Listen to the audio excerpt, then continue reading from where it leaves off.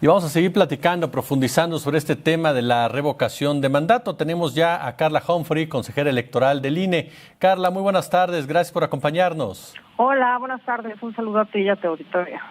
Muchas gracias. Pues yo la primera pregunta que te haría, Carla, tú como consejera electoral del INE, ¿estás de acuerdo? ¿Cuál es tu sentir, tu lectura de posponer las actividades sobre esta revocación de mandato? Pues así lo manifesté el viernes en la sesión de consejo. Yo creo que no era el momento para pronunciarnos sobre ese tema porque es incierto que debamos realizar todavía este ejercicio de participación ciudadana porque pues requiere determinados requisitos para que nosotros podamos convocar a este ejercicio de revocación de mandato. Primero, que se reúnan 2.7 millones de firmas, pero que esas firmas además estén distribuidas en 17 entidades federativas en ese mismo porcentaje, ese 3%. Entonces, en la realidad hoy pues no tenemos, digamos, la certeza de que tengamos que organizar ese ejercicio de participación ciudadana. Lo que sí es cierto es que nosotros presupuestamos una cantidad, a mi juicio quizá alta y que se podrían reducir, pero que pues el Poder Legislativo, la Cámara de Diputados y Diputadas, otorgó solamente 800 millones para la realización de este ejercicio, con importantes, digamos, limitaciones, porque la propia ley de revocación de mandato, que pues expidió más de 400 días tarde, nos obliga a instalar el mismo número de casillas que se instalaron en el proceso electoral, es decir, más de 161,000.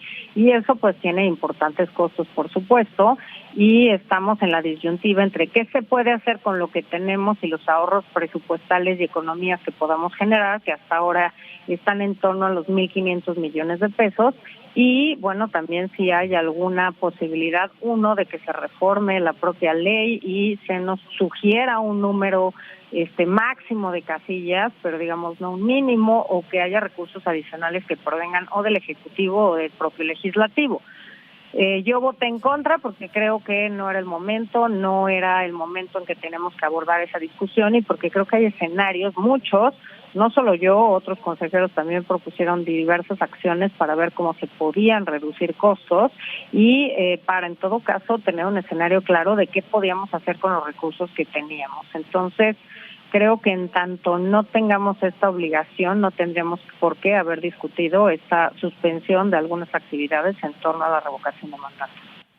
Carla, ¿qué tan sólido precisamente es este argumento que ha esgrimido principalmente, y perdón que ponga nombres, pero a final de cuentas son públicos, tanto el doctor Lorenzo Córdoba como Ciro Murayama, de que no hay dinero para hacerlo? ¿Qué tan sólido es? Ahorita que te escucho, ¿ha faltado imaginación, ha faltado interés, no sé cómo lo definas tú, eres la experta, para encontrar otras formas de lograr este financiamiento para llevar a cabo esta revocación de mandato? Sin duda ha faltado creatividad, imaginación, interés. Creo que en el país en general seguimos votando como hace 30 años. Es cierto, nos costó mucho trabajo llegar a la democracia, hay que cuidarla todos los días, hay que cuidar todos los elementos que tenemos, pero también es cierto que tenemos que empezar a transitar hacia otras formas en que podamos automatizar, digitalizar o utilizar las tecnologías de la información y comunicaciones en distintas etapas de los procesos electorales y de participación ciudadana. Yo soy una ferviente creyente de las herramientas tecnológicas. Creo que la pandemia nos ha enseñado justo eso, que no son enemigos de la democracia, sino aliados. Y pues cuando yo entré de consejera electoral, ya recibí una urna electrónica. 15 años después, apenas el INE autoriza el uso de 100 en 2 entidades federativas en la elección más grande de nuestra historia. Pues claramente eso no puede ni siquiera llamarse prueba piloto. Otro ejemplo, hace 10 años aprobamos también aquí en la ciudad el voto desde el extranjero por Internet, el cual no recibió ninguna sola impugnación, la votación que se recibió, y apenas el Instituto Nacional Electoral este año avaló que se utilizara el sistema de votación por Internet, cuando ya había institutos. 2018, recuerdo perfecto que varios consejeros y consejeras del instituto hoy de la Ciudad de México solicitaron al INE poder ofrecer esta posibilidad de votación, y el INE se las negó, argumentando que no hubo tiempo para revisar adecuadamente el sistema. Entonces, Sí creo que hay formas en las que se pueden abatir costos, que hay que pensar más creativamente. Ya la propia ley de revocación de mandato obliga, por ejemplo, a una cosa que me parece obvia, ¿no? A que las presidencias de las mesas directivas tengan el padrón en medios digitales, no impresos. El año pasado utilizamos solo para boletas 677 toneladas de papel seguridad que se produce en Chihuahua y se trae en carretera a la Ciudad de México. Entonces pensemos en la cantidad de medidas de seguridad, que es obvio, porque hay un debate que me parece muy superficial, muy frívolo, entre si es papel seguridad o no, o si se bajan los estándares de calidad y de certeza con la cual el INE organiza los procesos. Uno, un proceso de participación ciudadana no es un proceso electoral. Dos, las reglas de la LEGIPE pues no son aplicables exactamente a los casos. Tres, creo que hay posibilidades de innovar. Cuatro, que no estén impresas en papel seguridad no quiere decir que no tengan medidas de seguridad, que es muy distinto, y que así también ya lo hicimos en la consulta popular y no vi que hubiera quejas en ese sentido. Y que creo que, por ejemplo, el conteo rápido, ¿no?, del cual se asustan muchos, pues es que el conteo rápido no es necesario cuando los cómputos se hacen la misma noche de la revocación de mandato, del día, digamos, de la jornada de revocación de mandato. Hay entidades federativas, por ejemplo la Ciudad de México, en el que las elecciones empieza el cómputo el propio día de la jornada electoral, no 3 días después como a nivel federal. Entonces creo que hay muchas áreas en las que se puede ahorrar, creo que no ha habido esta creatividad y esta, digamos, imaginación o por lo menos análisis comparado de lo que pasa en otros países para ver qué funciona o qué podría funcionar. Y además, esta idea de que todos tengamos que votar de la misma manera, tampoco la comparto. Creo que hay personas que a lo mejor no pueden acudir físicamente a una casilla por trabajo, por alguna discapacidad, por alguna enfermedad. El voto de las personas en prisión preventiva lo estamos planteando exactamente igual que el año pasado, es decir, una especie de voto postal anticipado. ¿Por qué no pensar en un sistema electrónico, en urnas electrónicas? Y creo que pues no se dan esos pasos. Se dice que hay que ser medidos, que hay que ser cautelosos, pero por otro lado pues tenemos un país en el que cada vez va a haber más millones de mexicanos y de mexicanas y vamos a tener entonces que instalar cada vez más casillas, imprimir más boletas, etcétera. Y creo que tenemos que empezar a dar pie a que podamos las y los mexicanos ejercer nuestros derechos de forma distinta y no necesariamente acudiendo físicamente a una mesa directiva de casilla, a una casilla, a emitir nuestro voto o pensar en centros de votación. En muchos países, yo he ido de observadores, he estado invitada, pero muchos de mis compañeros también, hay centros de votación, se utilizan las escuelas y cada salón es una casilla.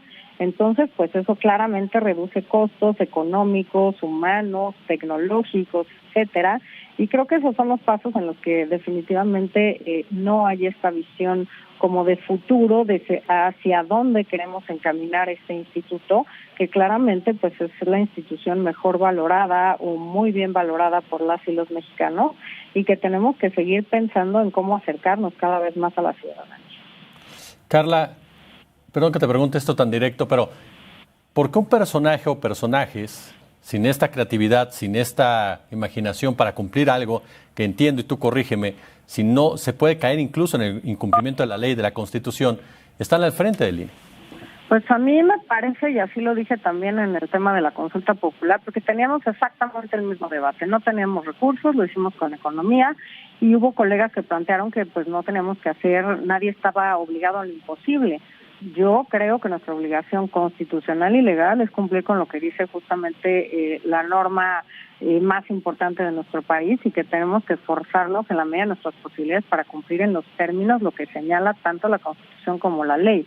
Yo no soy partidaria de decir, bueno, no nos dieron recursos, entonces no hagamos nada.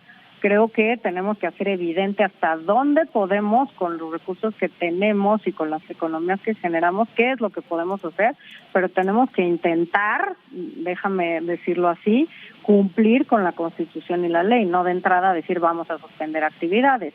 Y como te decía, menos cuando ni siquiera estamos ya en el momento que sabemos que ya tenemos ese número de firmas y que estaremos a días de emitir esa convocatoria. Esa convocatoria en todo caso tendría que emitirse el 4 de febrero.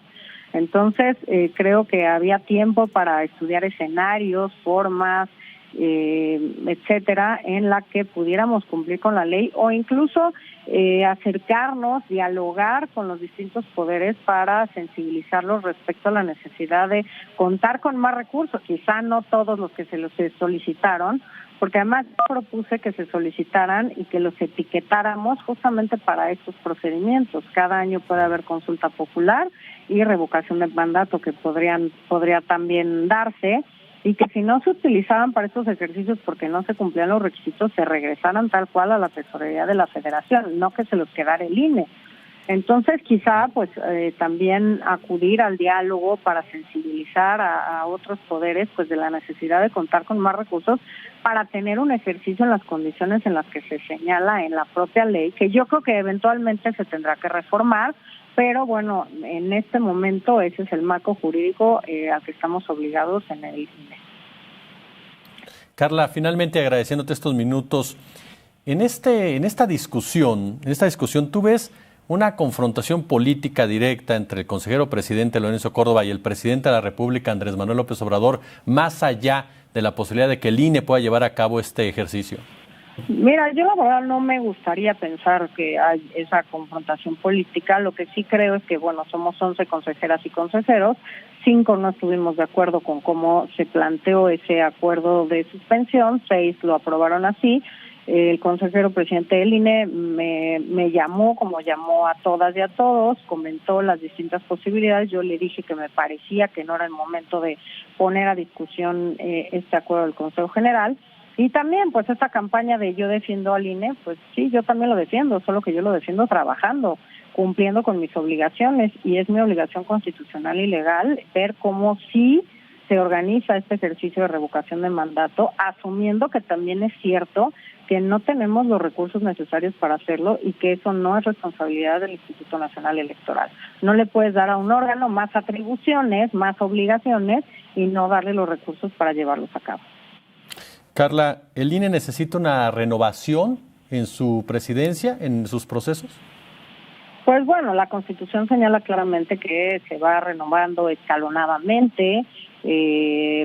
Algunos 4 de mis colegas saldrán en 2023, o cuando menos, bueno, eso es lo que dice la Constitución, y bueno, estamos así escalonados para ir renovando este órgano. Creo que es importante no perder la experiencia que se va generando, pero también creo que es importante también reunir a personas que han estado en otros ámbitos y que pueden aportar otras cosas. Yo lo veo, por supuesto, en el tema de paridad, que me tocó presidir y que afortunadamente logramos hacer cambios importantes para el país.